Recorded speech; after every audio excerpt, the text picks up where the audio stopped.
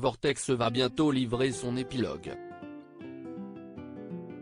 Pour nos confrères de Télé Loisirs, Thomas Sisley, la tête d'affiche de Balthazar, l'un des grands succès de TF1, a révélé comment la première chaîne avait essayé de le détourner de la mini-série de France 2, sans y parvenir.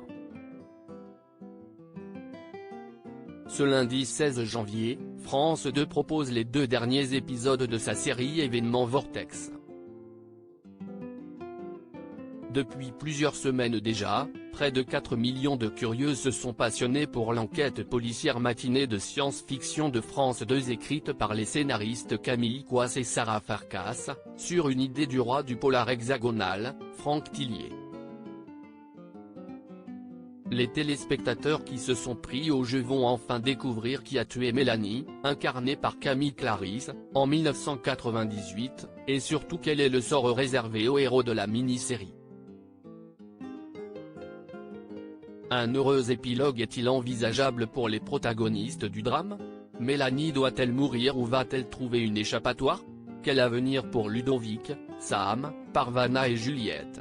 En tout cas, s'y mettre en place une intrigue crédible et cohérente autour des voyages dans le temps est toujours un casse-tête, pourtant Vortex fonctionne, et doit sans nul doute beaucoup à ses interprètes convaincants.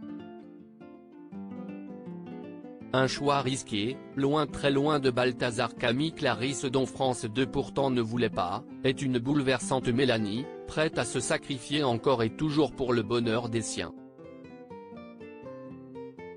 Zineb Triki est une Parvana remarquable de loyauté et de dignité, qui rend le dilemme du héros parfaitement crédible.